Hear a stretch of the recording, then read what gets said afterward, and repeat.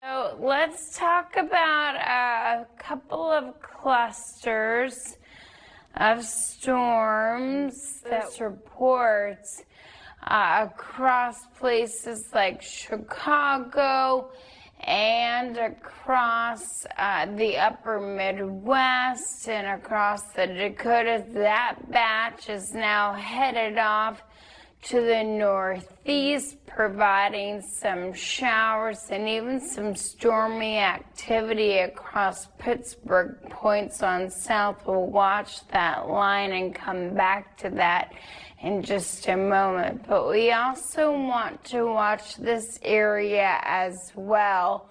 We had a severe thunderstorm watch out for this since expired, but we are still talking about some pretty decent rainfall going on, and also a lot of lightning with those storms and the potential for some of those strong winds.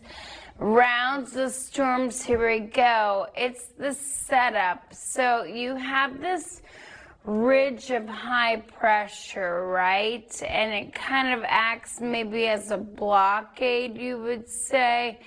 And it keeps a lot of everything riding on just like the top of this ridge. And you can see why we're going to have rounds of storms in almost the same exact place daily, at least through Wednesday, if not Thursday. So you've definitely seen a good batch of moisture across places like Madison. You put all these things together, and no doubt about it, we have heat advisories and widespread heat advisories. We see some of those heat advisories be lifted. But along this boundary, we are also going to watch for the threat of some of those storms to really get going, and that's also where we could see some big rain producers. So we are concerned with flash flooding. And look how far back this goes to eastern Montana through the Dakotas, stretching through front, just kind of drapes across a good deal of the country here. And look at the reflectivity really ramping up later on tonight. 9 o'clock local time, Sioux Falls, northern Iowa. Please stay weather aware. We have all modes of some of those strong storms. And again, with all the rain and the rinse and repeat going on, it does at least keep temperatures in the 80s.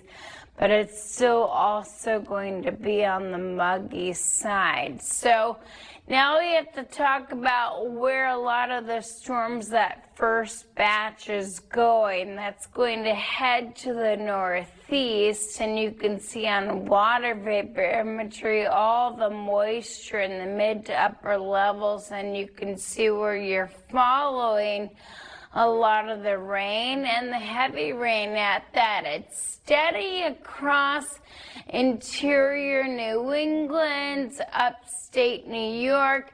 This is a cluster to watch for some of those storms to kind of ramp up and get going. We've been watching some heavy-duty downpours and also a lot of lightning and gusty winds associated with those storms. Again, you have dew points into the mid to upper 60s and 70s, temperatures in the 80s. It is very hot and sticky when you step outside and uncomfortable. Grab the umbrella. If it's not raining now, it could potentially be maybe on your way home from work. And then again, you don't want to be caught one of those downpours and maybe even a severe thunderstorm as well. that could just drop a lot of rain in a short amount of time. So we'll keep the steady showers throughout the day today. I did put a pause on here, looking like a lot of the modeling is kind of slowing this down. So this could be impacting the drive home around the DC, Maryland, Virginia area. So just keep your eyes to the sky and stay weather aware for some of those stronger storms to really roll through. And look how they do go all the way out to the coast, to the Del Mar Peninsula, through Jersey even, and then even into Boston is going to roll through. And we have to keep our eyes on another cluster of storms. Could be another start to another active day tomorrow. So here's the secondary area that we're